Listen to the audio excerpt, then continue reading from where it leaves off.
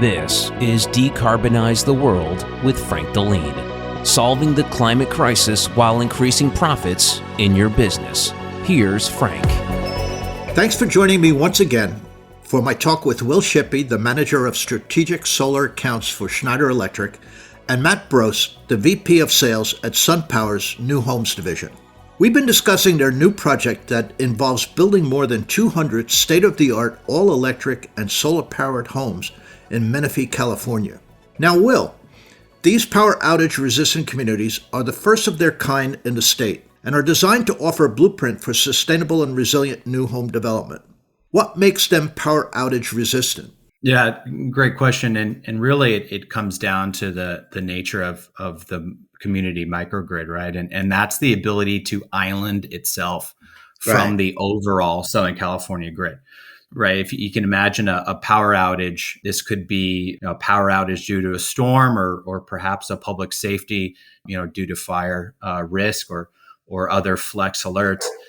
The entire community of 200 plus homes is able to island itself from that broader grid, which means that it decouples itself and then becomes its own, self-producing and consuming grid. Hence, the term microgrid. So in that instance, you have the community battery doing its job, sending power out to each home. You have each home's roof doing its job, producing power, right?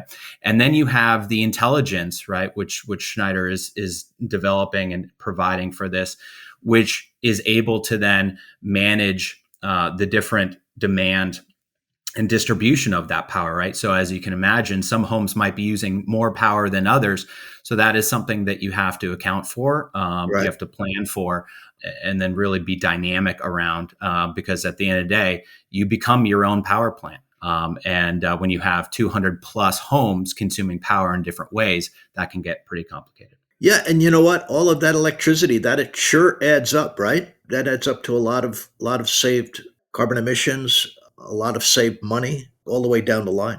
Yeah, it certainly does. But more than just, save money is peace of mind and security, right? I mean, there are a lot of homeowners that absolutely rely on power, right? Whether it's for oxygen machines or whether it's for keeping their refrigerators going because they have medicine in it, right?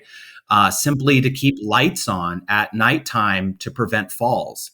Right. These are critical, critical services that we're able to provide when the grid is out for days or sometimes a week or 2 weeks at a time. Yeah, I didn't think about that. That's life safety issues, which is, really important for some people. Mm-hmm. Matt, a big reason this came together was because of the microgrid design and engineering support from Schneider Electric and a $6 million Department of Energy grant. Can you tell us more about that? Yeah, so the $6 million grant is covering, a number of aspects of this project. I would say, the homes themselves and the technology that Schneider and SunPower put into the home by and large is commercialized technology. Where we have the majority of the grant supporting the efforts is really more related to the community aspects. So I think about this in terms of what are the home level aspects and what are the community level aspects. Within the community, we've got, additional trenching in the ground, different controllers and technology that's used to actually manage and control the microgrid, as Will was talking about. We also have a community battery energy storage system. I believe it's 2.8 megawatt hours. So that's a substantial battery resource that's going into the community. And then there's going to be studies being done. So we're working with University of California, Irvine Advanced Power and Energy Program. They're part of the project team to implement demonstrations and tests in actually what happens when we turn the microgrid off and how quickly can we get the homes to come to receive power from the community battery, and what control schemes can we run in these communities to manage the flexible loads in the homes and ensure that every homeowner in the community is receiving, an adequate amount of the community resource. So I would say the majority of this is really going towards studying the microgrid elements, even though there are a number of other innovative things that we're doing in these homes as well. They're just, receiving less of the funding from the grant. Great. Will, these state of the art electric homes will be solar powered, equipped with individual battery storage, and connected to a microgrid powered by a large shared community battery. We talked about this before, and it sounds pretty simple, but I know we talked about it, and it's not really as easy as it sounds. Can you talk about a little bit about the technology involved in this, and how do you keep track of who's using electricity from this community battery, who's not? Matt mentioned something earlier that is right, is that, a lot of the technologies here that are being leveraged are commercialized technologies. It's just Hmm. that they've been commercialized, for different uses, right? So Right. here at Schneider Electric, we have a lot of different business units, right, and teams. And so our microgrid team, they've been doing this for quite some time, but they've been developing microgrids for, as I mentioned earlier, Air Force bases, right, and hospitals Hmm. and university campuses. This is the first time that we're taking this down to a residential scale. The other side of the Schneider house, right, is providing the technology at each home, the actual electrical panel and the controls in that electrical panel, right? And so we're taking two very established yet disparate, technologies and bringing them together here for the first time. So what is also complicating the fact really is also just simply the number of homes here. We have over 200 homes that will be demanding electricity in different ways. And so, what we're doing here from a functionality perspective is we have the microgrid, community microgrid controller itself, and that is really kind of the overall brains of the operation. And so, what it will be doing is connecting to SunPower, which is connected to each home, Hmm. via an Ethernet connection. And so as a result, we're able to know what each home is demanding from a power perspective, and then we're able to balance that to make sure that we can serve each of those homes with the community battery. As the community battery begins to drain, what we're able to then do is change the settings so that the microgrid controller is able to talk to SunPower, and SunPower is able to then talk to each home. And Schneider Electric products and services within each home are then able to disconnect individual loads as well, so that we can reduce the overall load and demand that each homes have, which will help lengthen the life of that commercial or community battery, right, until the grid comes back. So it's a balancing act between all of the different homes, the generation of each home. But then at the end of the day, really, it's being controlled by that overall microgrid controller. Is AI involved in this? So there is some AI involved in this, right? So artificial intelligence, Right. machine learning. There is from a load perspective, right? So we also are incorporating our Wiser product at each home, which is Okay. able to learn what the homeowners themselves are consuming and when. Right. Hmm. And that's able to then also help us predict, okay, when are people going to be using power, and what are they going to be using, right? I think that's a critical thing that we can then help forecast, right?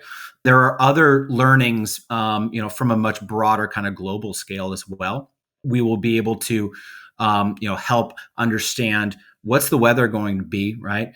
Is there storms coming? Is there heat wave coming? And that will better help us also prepare and pre-charge batteries both at the home level as well as the community level, so that we can be prepared, right, for these types of events. Sounds like it's proactive, right? Absolutely. I mean, you have to be proactive, but it's also you have to be proactive in order to be successfully reactive, Right. right? Because at the end of the day, the microgrid itself has to function, right? It has to react in the right way when that grid goes down. So if we can better prepare for those reactive events, right, we're in a better situation. Yes, technology sounds fascinating. Matt, the object is to reduce energy usage by 40% and potentially lower energy costs. 40% is a lot. How do you get to that number? Well, KB is actually implementing the DOE Net Zero Energy Ready program. And Okay. as part of the program, which you may be very familiar with, it's a pretty far-reaching requirement in terms of the efficiencies that go into the home. So you think about the insulation levels, the fenestration or glass, the properties, the thermal properties of the glass, the efficiency of the air conditioner. All of these homes will have high efficiency heat pump technologies, whether it's water heating or heating, built to the highest level of standards. And so when you do that, you build the home using the best practices and energy efficiency technologies available. You can reduce the consumption of that home by 40% compared to a typical home built in 2006. So it's a big gap that you can close, which is exciting to be, for SunPower to be working with KB on this, because what we did is we looked at the solar system sizing after the 40% reduction. And these homes do require less solar in order to provide the energy needs to the homeowners. And you also asked about cost savings. And so when you do that, you're left with the balance of electricity that you need to supply. And SunPower has a program where we're able to enter into a 25-year agreement with the homeowner at an energy price that is lower than the utility. So immediately the customer realizes savings without having to put down money for the solar system, the battery, the infrastructure, the design, the permitting. All of the expenses that went into the system are at no cost to the homeowner, and they get an energy guarantee from SunPower for 25 years that starts off lower than the utility, and over the course of 25 years does not increase. So in California, our electricity rates have been going up rapidly over the last decade, and substantially in the last year and 2 years. So these customers are going to enjoy locked in energy prices for 25 years. So they're getting more affordable energy, they're getting more reliable energy, they're able to control their energy like they've never been able to control it before, and it's coming from a really green source. I think it's a pretty winning combination. Right. So just out of curiosity, what is your cost per kilowatt hour there in California? Yeah, the average cost for a kilowatt hour in Southern California, Edison, it varies depending on a few things, location, home size, that sort of thing. But it's in the low Time of 30 day. cents, Yeah. low 30 cents a kilowatt hour, right? So you might be as low as 19 and as high as 48, but on the average, it's in the low 30s. Wow. I thought it was high here. We're paying about 28 cents per kilowatt hour. But you guys certainly have us beat. That's still pretty high, but yeah, we've got you beat. Yeah. Yeah. And you know what most people don't understand this too is when you're using renewable energy, you're not subject to the fluctuation of fossil fuel costs when somebody's on a fossil fuel grid, like we're seeing now. No, we talk to these homeowners. We explain the program when they're purchasing the home, and the feedback that we get is, first of all, like I said, the price is locked in for 25 years, so you have certainty. Month after month exactly what your energy bill is going to be, and it's starting off less than the utility. The other thing that the homeowners absolutely love is the fact, and Will pointed to this, is the resilience in the home, right? So. Right. These homeowners get ultimate resiliency. They get backup in the event of an outage at no cost, right? So if you think about the comparison to the utility, where you don't know what your rates are going to be, you could have a power outage. In a power outage, you sit in the dark versus this type of program where on top of all the lower cost energy, you have that resiliency element. It's just the home buyers in this community love it. Great. Now, this is an open question. How repeatable is this process? I know you're working on new home projects. Can it be done with older homes? Yeah, it's a great question. I think I'll go first. I think just broadly speaking, we wouldn't be building this project if we weren't determined and confident that it would be repeatable. We're absolutely focusing on taking the learnings of this project, right, and commercializing it into a repeatable solution as much as possible. You can bet that we've been having plenty of discussions with other developers looking at these types of solutions. So first and foremost, yes, absolutely. From a retrofit perspective, right, and I Matt will probably be able to speak to this as well. the largest segment of solar, right, and battery storage, the market is retrofit, right? There's simply more homes that we can do this to than are being built at any one time. So Right. Developing this into a retrofit application is absolutely something that we're going to need to focus on. The challenge being, right, is how do you retrofit existing infrastructure into something like this? Maybe Matt has some thoughts on that as well. Probably depending on the community. If it's possible to bring a couple of hundred homes together in a single community once it has been built, and I'm sure there's things that has to be done as far as communication between all these different things, but I'm sure it's possible. I think it is. I guess the only thing I would add, I agree with Will, is that we're going to learn a lot from the microgrid elements of this project over the next several years. And really, those learnings are what's going to enable the ability to scale this, both in existing communities as well as new construction communities.